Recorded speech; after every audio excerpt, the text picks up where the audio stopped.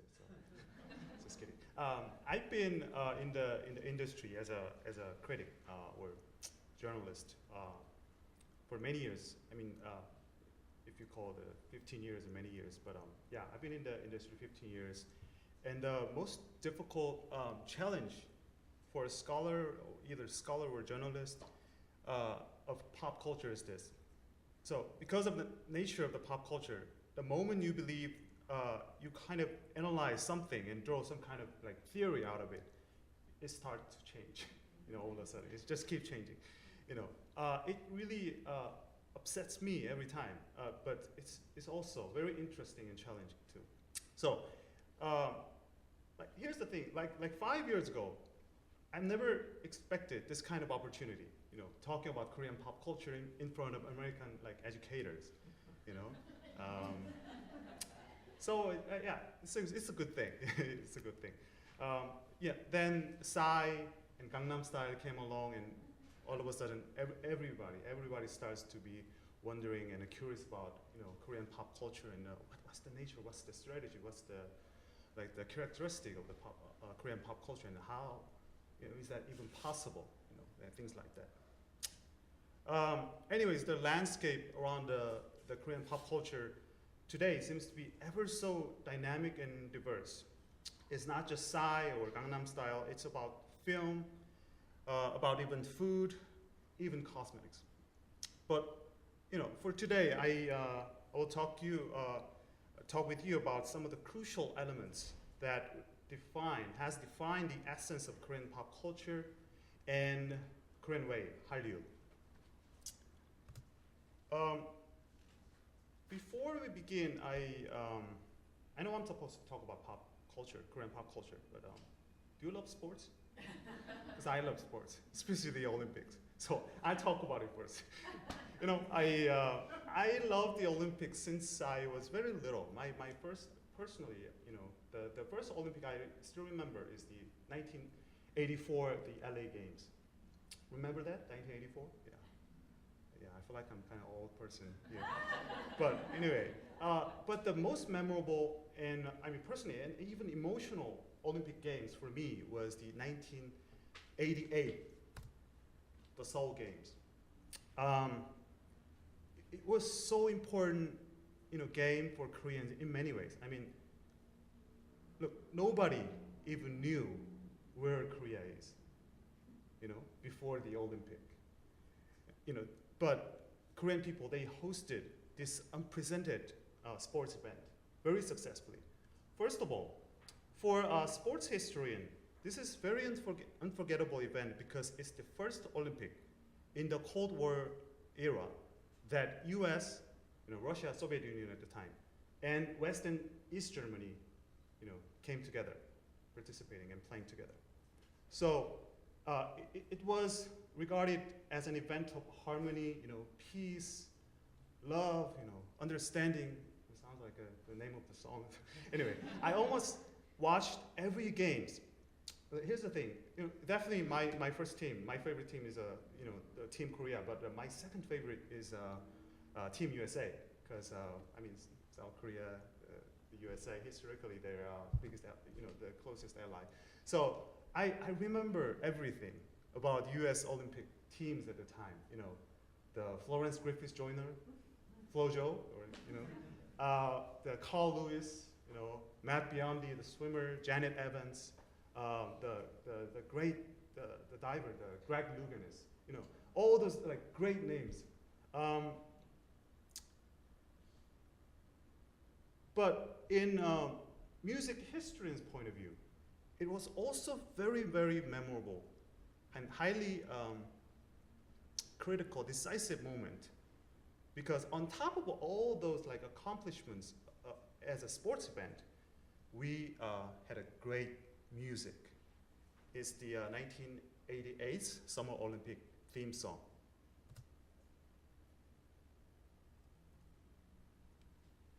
Speaker.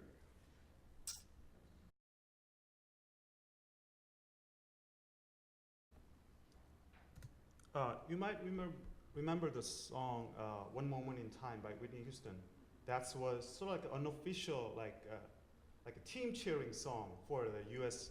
team, but this was the official theme for the Summer Olympics.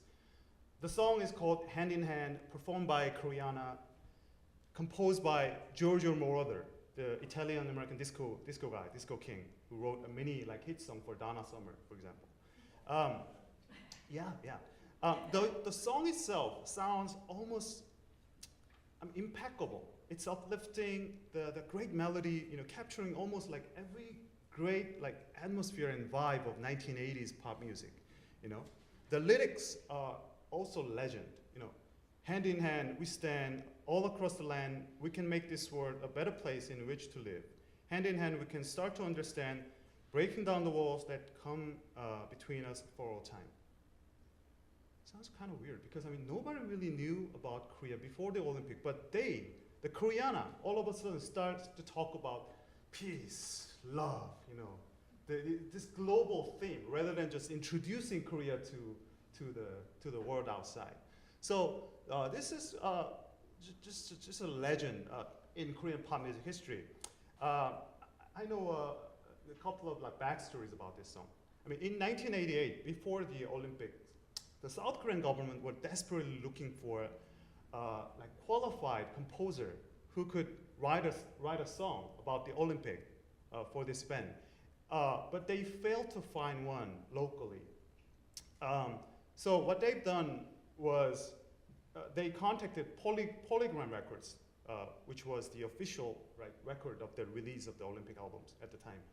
And one of the executive of Polygram Records contacted Giorgio Moroder, because he is a friend of him. Then asked him to write a new song, and he did it in like 20 minutes in some cafe. But the thing is, the problem is they couldn't find the right person to sing, because it's the event of Korea, so they really should be Korean people, but at least with some like recognition. But at the time, in late 1980s, it's way before the K-pop rises, so they couldn't find the right person or group, but they at least found this group, Koreana, formerly known as Arirang Sisters, who made this just slight amount of success in European market. Released a few single, like not even top 40 single, but they released a few singles. So, just barely recognized by international audience, but they're the only choice for them. So Koreana sang this song beautifully, and this song became a million seller in every possible countries, and it is still remembered as one of the best Olympic songs, theme songs of all time. And the Koreana is not technically Korean. They're a Korean, I guess it's Swedish. Korean, no, Swedish? Yeah, maybe. Korean European at least. Korean European group who's mostly located in one of the European countries rather than Korea. So for me, it shows a kind of similar approach that a lot of K-pop music is currently doing. Hiring international composer, collaborating with them, or producer, and sung by either Korean or Korean American or some Korean immigrant members, with the highly modernized arrangement, very hip and modern, arrangement and composing technique. Since we're talking about the 80s, let's talk more about the music. It was popular back then. 80s and early 90s maybe. Here are some of the music that I grown up listening to as a Korean. Michael Jackson, definitely. The Dr. Dre and Snoop Dogg, New Kids on the Block from Massachusetts. They one and only MC Hammer. But for some reason, these are the music that this generation in Korea listening to. So if you can notice, it's a total game change. I mean, almost every possible category of singers are replaced by Korean local artists. Taeyang instead of Michael Jackson. Epic High instead of NWA. EXO replaces the New Kids on the Block. And Psy is almost like the 21st century's version of MC Hammer in Korea. So, yeah, I mean, this is amazing. You know, nobody really paying attention to the American pop stars anymore. You know, they're not really curious about Justin Bieber or Selena Gomez or other like Coldplay or something. You know, they're more paying attention to the local artists, not because the quality is superior, but because it's meaningful to them and relevant to them, and they are more easy to identify with. So you might wonder,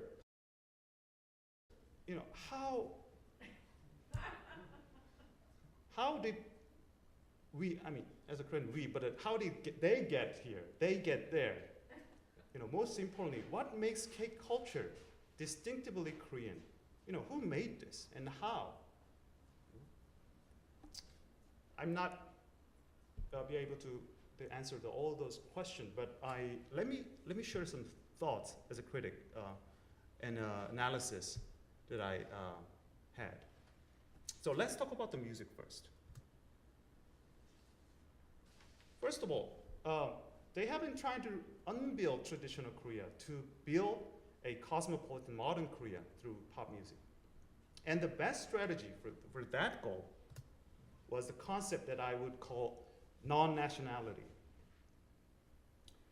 It is what shaped Korean culture and transformed it as it is today. It is very important aesthetic foundation, as well as very effective commercial tactic or strategy. So the word non-nationality was originally from a Japanese word, mukokuseki, which was suggested by some of Japanese scholars back in the early 2000s, explaining global popularity of Japanese cosmopolitan style of animation and cartoon and manga. But it was Korean people that utilized this concept and take it to the next level. In Korean pop music, or K-pop, the extent of this non-nationality or non-national approach is far more diverse and multi-layered. It's just going beyond the cosmopolitan visual presentation.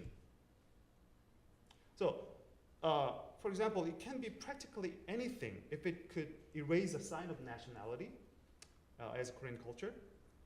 The most important thing here is that it does not have to suggest any profound meaning or deep cultural context or background. What it needs to claim is not something Korean, but something just abstractly modern, whatever that implies. So it's more like abstract pastiche of contemporary music that's available today. So let's watch some of the examples. My presentation today is full of loud music and videos. So watch out. So let's watch the latest hits of probably one of the most famous boy bands in South Korea right now, the Big Bang.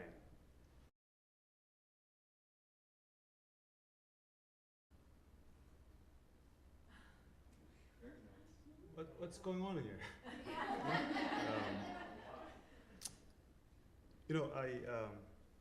A lot of, so to speak, non-K-pop fans, I know, especially the American audiences, seems to be a little bit confused about the things you just saw. I mean, this kind of visual presentation, this kind of image, this kind of sound production. It's pretty obvious. It contains a lot of contemporary music elements, right? But sometimes everything in the music, either in the music, in the visual presentation of K-pop, including this one, seems to be just happening without anything really concrete, reason. It's just happening. Sometimes it just adopts things that they would not even understand, or appropriate things they would not contemplate deeply. This one you just saw. You might wonder if this is just exceptional case or not. This is just a normal, pretty normal music video of K-pop nowadays. So it's almost impossible, even Korean native like me, to grasp what's really happening, lyrically too. But what about the music per se? It's very contemporary tune, again, with the trap beat. You know what trap is? Like, instead of like, that's like a classic funky rhythm, but trap is like, this kind of rhythm. So trap is the kind of state-of-art rhythm right now for hip-hop, production. So trap, slightly R&B, like half pop kind of like vocal, like timbre and presentation, and a lot of raps, definitely, and a lot of electronic musical samples combined in one song. That's the key. Like complex, like structure. It feels like there's a multiple like chorus, like some unexpected like bridge or something, but in one song. Maybe it's just pretentious or just decent melange of what we might perceive or accept as a contemporary music. And obviously, what about the visuals? Any ideas? We don't fully understand. I personally don't fully understand the implication of this like whole juxtaposition of a cowboy, weird like mythological like signs, and I don't know, there's some saints and angels, and why Caucasian female? I mean, all of a sudden,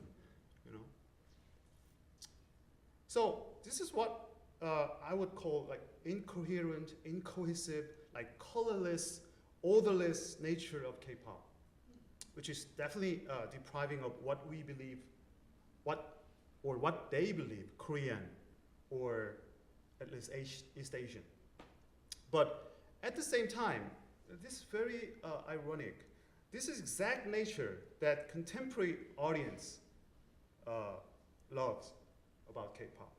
And that the exact thing that makes K-pop highly distinctive, ironically, in the global pop market, and being easily recognized by music fans around the world. We're not, I mean, not me, but you're not like a heavy K-pop, the fans. So you're like, you don't know. Yeah.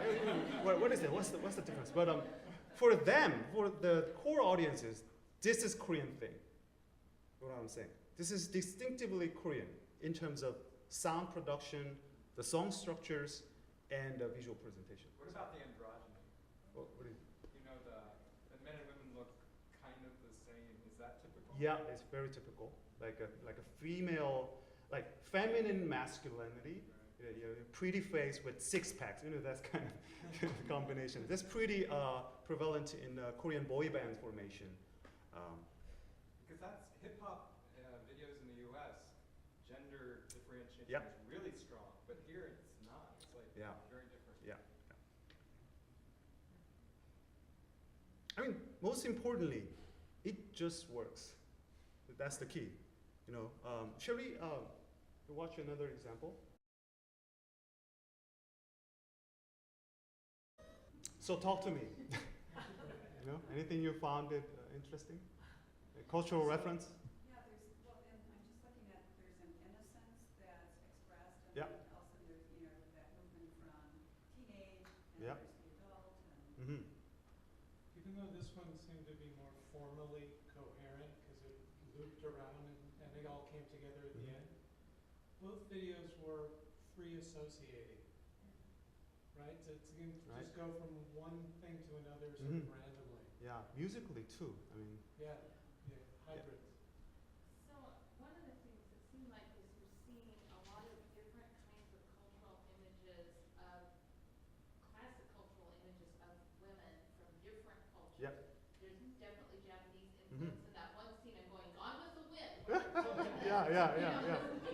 You're pulling all these different Yeah.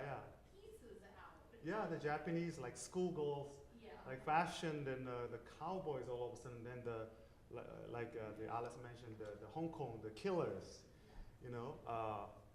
So If it was Beyonce, it would be a polemic.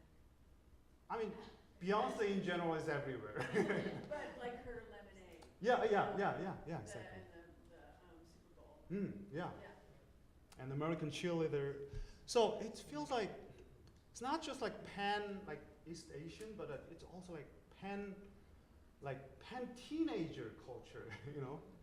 So, and the one, Pornography. yeah, exactly, a little bit. Yeah, one thing that they use as a strategy for this kind of girl group or boy bands, they use a lot of different members with different like facial characteristics. So always someone of the member, some members of the group looks really cute. You know, someone looks really like more like feminine or more aggressive, more like a wild and things like that. So you eventually, the audience eventually pick their own favorite in the end. That's one of the strategy.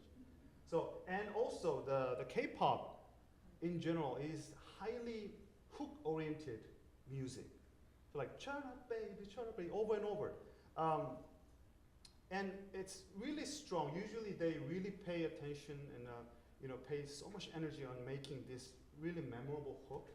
So, I mean, it always works. So I definitely guarantee you, some of you, in the tomorrow morning would just automatically remember, shut up baby. Yeah. And the most provocative and the most recent installation of K-pop genre is this. It's called idol hip hop or hip hop idol.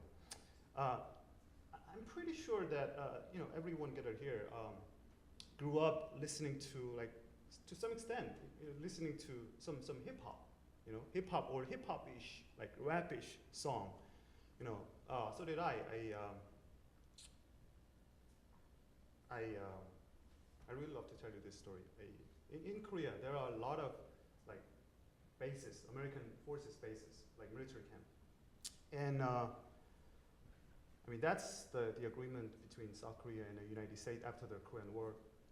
So they still locating there.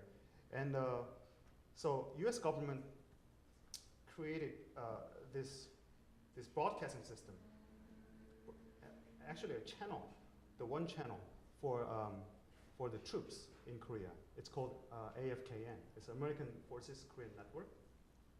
And it's definitely a ground wave broadcasting system. So even if you're not like military people, if you live nearby and get like TV set with like old UHF or VHF like antenna, that you could easily get the signal and watch the TV show.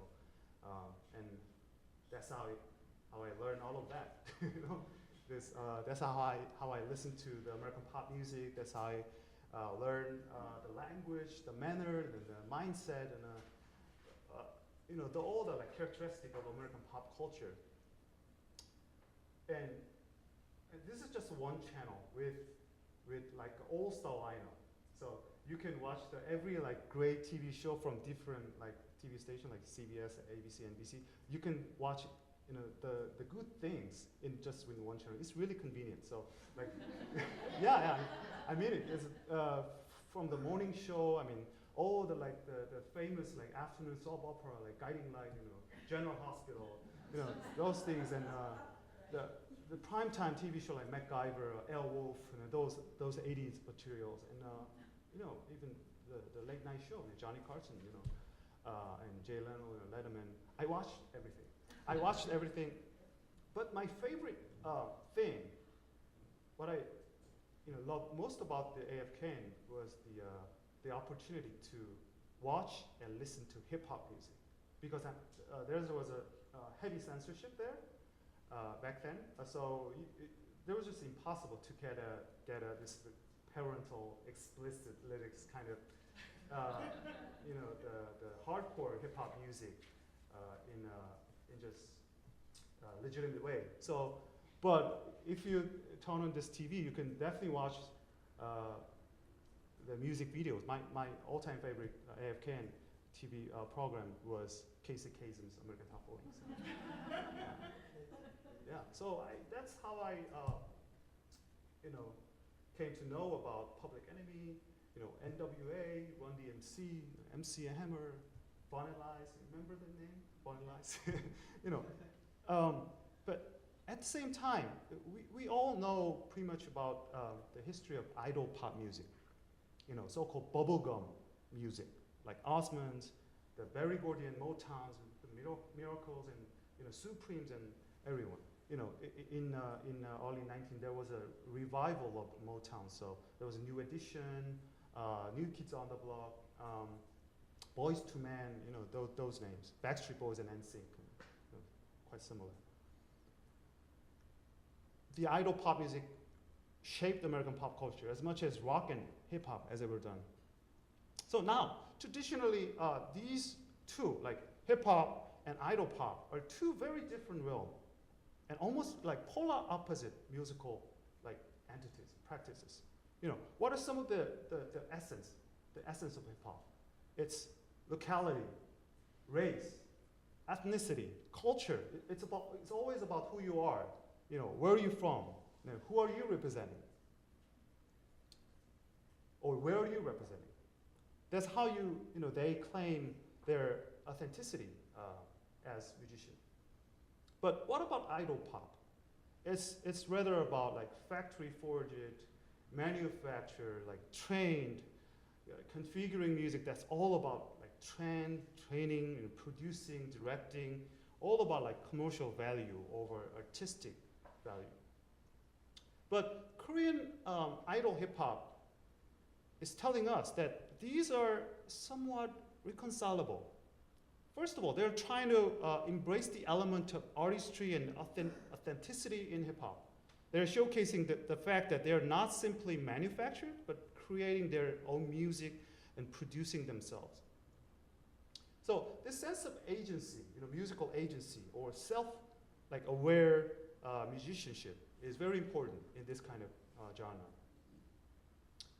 Well, I personally believe that there are two different aspirations in this kind of approach. First, they would like to distinguish themselves from other conventional, more confusion style of Korean idol, feel-good music.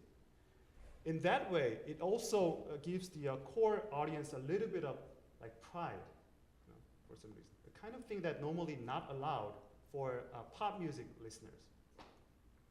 This is very important thing in K-pop world that's targeted for a very huge loyal fandom rather than just small general audience. The success of idol hip hop also brought a new type of audience that they previously have never had, which is African American youth. Isn't it interesting? Increasing number of African American K-pop fans are seen almost everywhere nowadays in the corner of this kind of group, in the concert of this kind of group. So here's an important implication. The reason that idol pop band embraces hip hop is not because hip hop is a black culture essentially, but it's because it's just youth-oriented, trendy pop music that's available right now. The same reasons they explore some other genres, such as electronic dance music, EDM. Again, just the bottom line is whatever works. Whatever works is important in K-pop. Is a key to success of K-pop today. So I also have the example of this idol hip hop thing. The name of the band is NCT. NCT. I know that in Sweden, their Academy for Music is really well known. Yeah. And so a lot of their writers actually write Yeah. in the US. Yeah. for Swedish composers have already been a top dance music producers ever, and Danish composers too. So they're not just limiting to the American pop music scene, They're looking for talents from everywhere, especially the European market. It's a very efficient and effective target because a lot of non-namers are still there who are looking for an opportunity to become a globally known composer. And the K-pop, you know, it's the only, K-pop is currently like the second largest pop, you know, single pop scene. So it's, you know, it's a good way to build your career. Even if you're Westerners, because the lyrics are not important. They will be written by Korean local writers, added later. You know. How are these bands formed? Are they put together by companies and picks? That is exactly the thing that I'm going to be talking about in the next slide. Thank you. You know, so if non-nationality is a kind of aesthetic foundation and mindset, cultural technology is a key strategy and production methodology of K-pop today. The term has been coined by the Suman Lee, the biggest K-pop mogul. So what the original idea of cultural technology was suggested during his talk in Stanford University, I guess, many years ago. He explained this cultural technology in 3 different practices. So first of all, there's a strict system of standardization. It's what K-pop production is all about right now. So the nature of this standardization is to standardize the material and pull out the most consistent musical product and personnel so that they could be the consistently successful in the pop market. So it's very highly systemized process. It's usually starting with finding, recruiting, and training young talented kids about at least age 12 or 13 in minimum 5 years of training in the boot camp, their own boot camp. So they offer a lot of different programs, dancing, singing, rapping, even they support plastic surgery. This is not the end. A lot of K-pop superstars, is an outcome of this very systemized, production. The idol production or manufactured pop star is not something really new. I mean, there's a history of American pop idol, making system back in the 60s, like Berry Gordy did with the Motown, the artist. Only 2 exceptions, I guess, is Stevie Wonder and Marvin Gaye, but those are just great. And everyone else, even Michael Jackson and Smokey Robinson, Jackson 5 and Diana Ross, they're all manufactured, trained under the guide of Berry Gordy, the ultimate musical mindset, with a highly centralized, decision-making system. And there's also a star-making system in Japan back in the early 1990s. It's called the Johnny's, the company, the whole label. And they always have this in-house production system with a lot of strict training, not just training the music, but training the manners, right manners. So K-pop is actually, what Suman Lee did was combining these 2 different practices, Motown-like musical production and Japanese idol-making system to establish his own ultimate model of pop idol-making system. It's called CT, cultural technology. And the second part is a customization, or I would call localization process. It's not localizing American pop culture for Korean audiences. It's localizing K-pop for international audience. So instead of making one small group every year or every 2 years, they would train one big talent pool and divide into several subunits for different nations and regions, different purpose and different context of music. For example, they would train them and divide it into several different units for, Chinese units, like Japanese units, like European units, like American units, things like that. So this January, Suman Lee, the CEO of SM Entertainment, has announced that they will make a debut of a new K-pop boy band project called NCT, the one you just saw. It means Neo Culture Technology. What surprised me and everyone else was this. He openly declared that they would make a series of NCT units in every major cities in the world, like Tokyo, like Beijing, Paris, even New York, and other European cities. So what does that mean? What does that mean? I believe personally that now the K-pop industry is trying really hard to become a sort of like concept or technology rather than just like music. What they're making is not just music, but kind of concept and platform or template.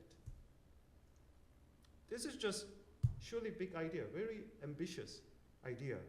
To sum up, the K-pop as technology is what makes them to be a global and relevant and compatible. So the K-pop, since the K-pop is not strictly based upon a traditional sense of like culture or scene, it could be just easily adaptable by any culture. So, I mean, China could make a kind of K-pop style idol bands based on this technology, or Japan, or any other like Asian countries, even Latin American countries would do that. So let me give you a glimpse of what this cultural technology is all about. This footage is actually from the US television. So you can definitely understand what he's talking about. From colorful girl bands to goofy video stars, if this summer's viral onslaught of Gangnam Style is any indication, Korean pop is poised to make a huge splash in America. And for every platinum-selling supergroup, there are millions of wannabe stars in one showbiz boot camp, where the lucky few get their shot at K-pop greatness. ABC's Akiko Fujita went inside to find out if she's got what it takes. Oppan Gangnam Style.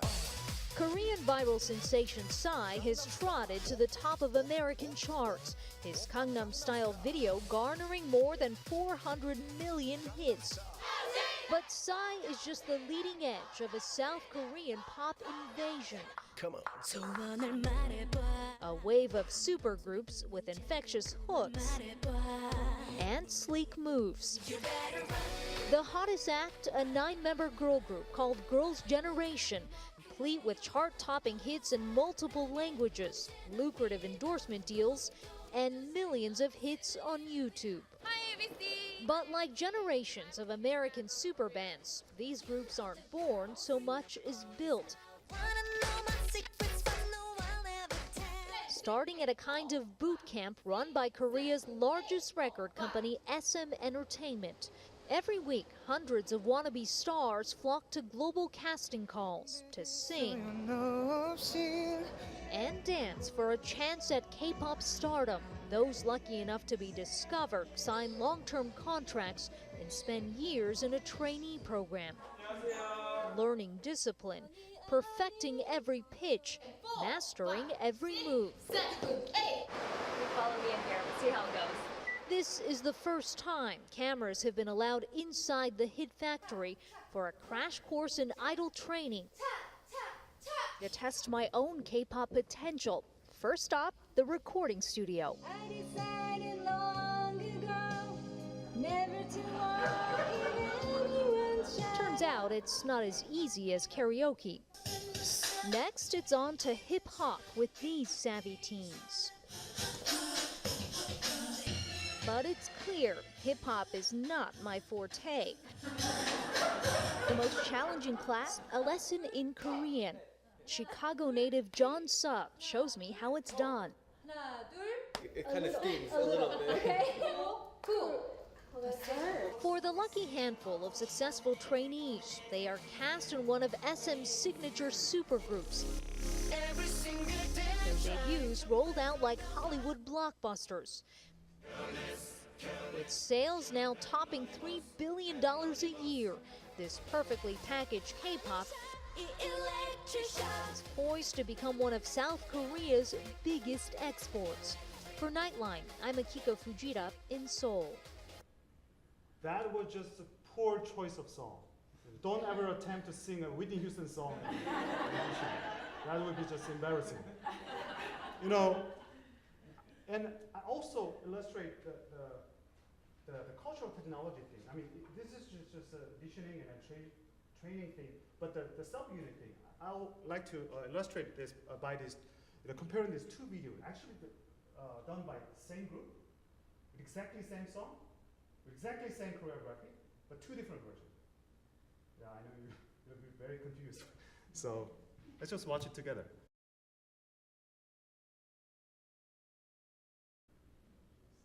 So now let's move to another dimension of Korean pop culture, which is TV drama.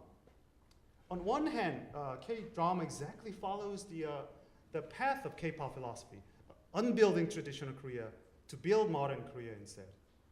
This is very true in most of the Hallyu drama, Korean wave drama that you might know, especially in the genre of trendy romantic comedy or rom-com genres. So the grammar of Korean rom-com is rather simple and straightforward, but carefully designed for a general audience, especially young ones.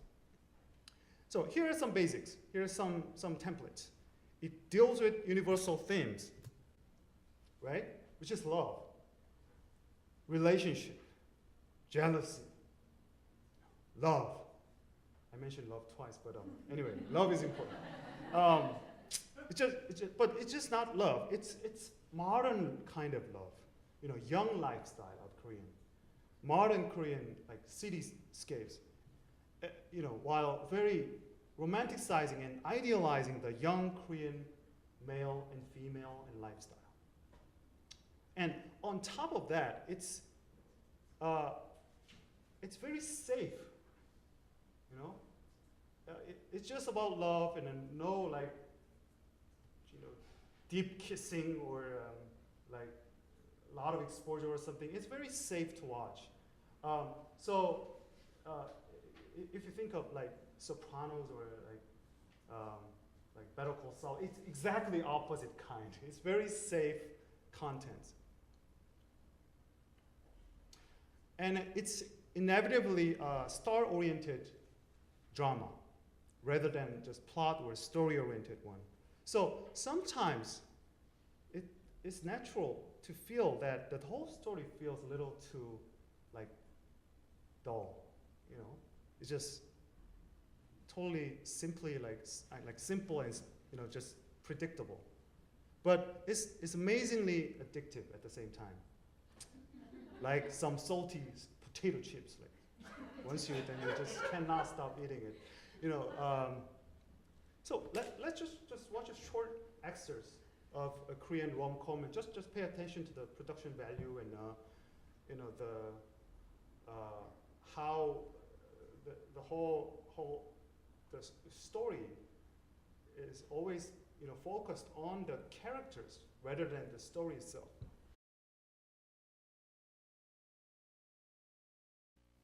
Okay, anyway, but at the same time, Korean TV drama and cinema seemingly never stops reminding us or them of who they are, who they were, who they have been. So I personally chose two great TV dramas, you know, as a recommendation to you. So if you're really interested, visit dramafever.com. Dramafever.com. It's totally legitimate and free. With definitely there are some advertisements coming in, but it's definitely free, and you can watch every like episodes of great you know, TV dramas. Okay. First of all, Answer Me 1988 is a drama about nostalgia. It portrays the life that Korea once had 30 years ago. You know, as you all know, nostalgia is a very powerful device in pop culture. It derives very powerful emotional reaction. And nostalgia is based on the sentiment that we would have, upon rather recent past, that we still remembers, not a remote past we don't remember. So for Koreans like me, 88 is a special year. It's not just Olympic. It always the year that brings us to incredible memories, because it was the critical moment in Korean history in terms of South Korea graduating from two darkest past, which is poverty and the dictatorship. So the left photo is how the Korean GDP is skyrocketing during the 1980s. South Korea was the poorest country, technically poorest country in the world back in like 50 and 60 after the war. Then look at the curve, the 1980s. It's amazing. And the right one is the June uprising in 1988, 87 actually. They demanded the direct vote for presidency, and they earned it. So in 1988, we got the first the president that we voted, actually. So throughout this graduation, they finally accomplished their mission for the modern country, modern developing countries, something they've never expected to happen this quickly. And this was also the first time that I felt that we're living in the global world. Think about the Koreana singing the hand in hand in all the Olympics and the global, the mood. It was like a kind of revelation. It's like a catalyst. So since the 1988, everything has changed just rapidly and drastically. Do you believe in coincidence? Because I don't. It's just happened so quickly after the 1988. That's maybe why it gives us just a deep sentiment of nostalgia. And the drama, Answer Me 1988, exactly captured that transitioning moment of the Korean modern history. So I have two very short clips to share.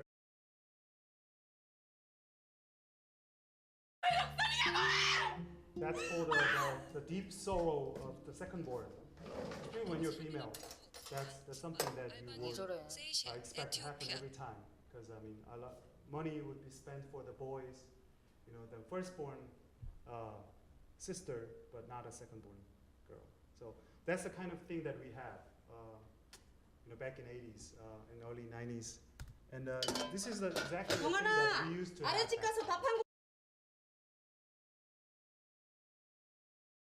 Yeah, it's kind of embarrassing, but it's really convenient. It saves a lot of money. Sharing the food. It's only 30 years ago, but still very different Korea. We had everything was slow and seemingly happy and new. We had real neighbor, real sense of family. Did not have a lot, but still lots to share. So some might say this can be a kind of illusion or sugarcoating the past, but the important thing is Korean people has finally got a chance to look at their own past, remembering them, and contemplating, recollecting the memories that they had, which was forgotten in the vortex of all this crazy, incredible change of modern society. So, personally, I would call this as the Korean version of Wonder Years.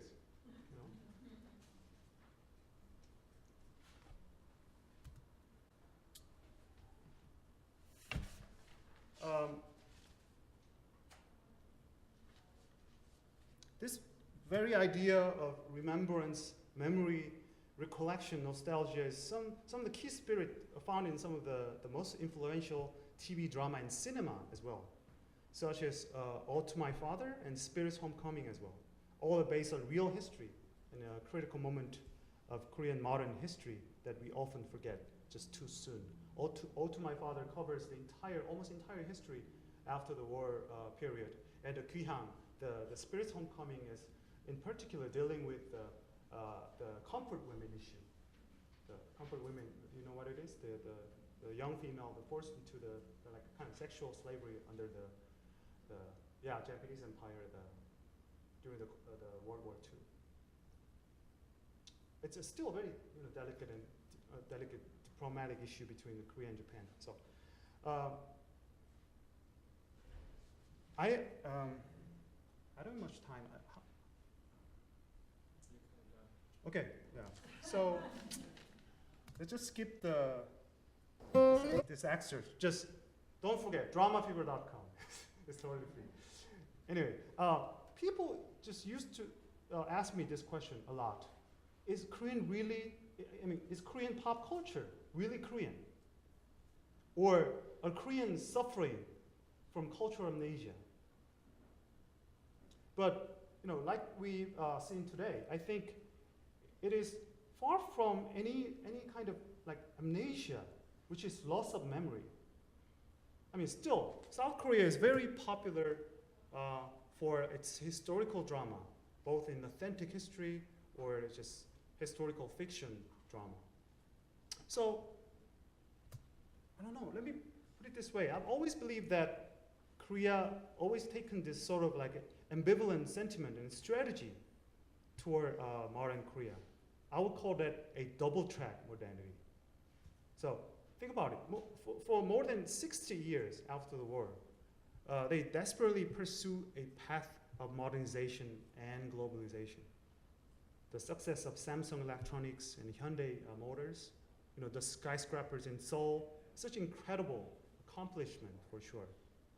And it's definitely a part of the present of modern Korea.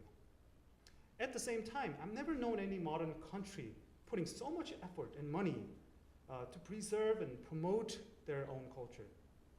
And they are always, Koreans are always so proud of their heritage and culture. So I would rather conclude that the nature of modern Korean culture is just like a modern landscape of Korea. Beautiful old palace right in the middle of the buildings in Seoul, establishing such beautiful harmony between the tradition and modern. This is exactly true within the domain of pop culture. On one hand, K-pop and trendy K-drama explored and pursued its almost like hyper-modern cosmopolitanism in rather like compulsive way.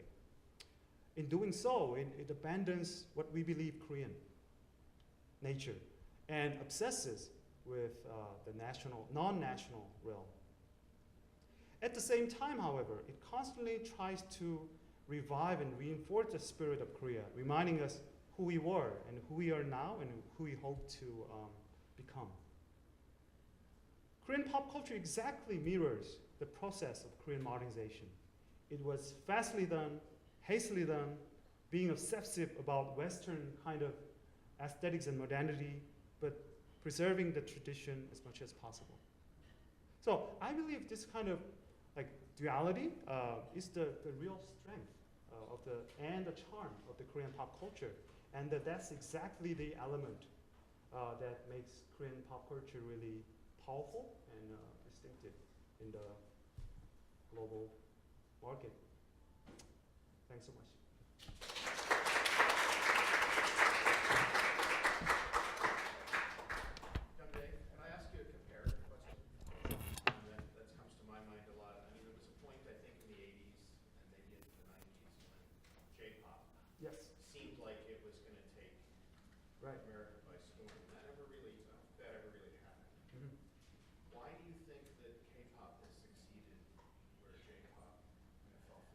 Okay, so I think it's because of the mindset they have. J-pop was huge, but I talked to a lot of like J-pop journalists and music producer, but they never believed the potential of the J-pop to be global pop music, because the limit of like the device and the like environment, it's very hard to like sell actual physical copy, globally. But after the YouTube, the first K-pop wave started in 2005. And 2005, YouTube launched their first platform. So it's not just coincidence. So I think the technology is one thing, and the mindset. It's fair to say the K-pop is a more polished version of J-pop, I guess. And for some reason, K-pop is more youth-friendly music. J-pop is very famous for its electronic music and club clubhouse music. But K-pop really quickly chased the path of American pop music and adopts especially the hip hop elements.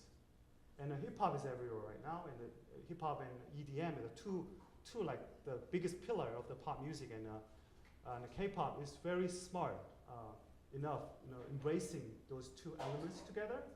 And a lot of fans who used to be J-pop fans pointing out this factor, performance factor. Yeah, J-pop was good. Sound-wise, it was superb, but performance-wise, K-pop is like the total package. Look, dance, production value, singing. Korean's a really good singer. I'm not oversaying this because I'm Korean, but it's like a general agreement that K-pop is really good at singing. I don't know why. K-pop, Korean music in general, really famous for its singing, unique singing quality and timbre and a great power. So, yeah, I think it's in the vein or something. This is another question going back to the 1988. What was that? What is that song? Hand in Hand. Hand in Hand. It was in English. Did they have it also in Korean? Yeah, there's a Korean version too. Oh. Did they have it in other languages? No, only two versions. So the official version should be sung in English. That's a policy of IOC. But they are allowed to translate it into Korean so that it could be, promoted. I was wondering if most Koreans understood what it was about. So we really didn't understand what they really talked about in the English version. We just loved the melody. We just loved the arrangement. But we used to listen to the Korean version. But for you Americans, I prepared the English version, which is also official version of the song. Thank you. Thanks so much. Thank you.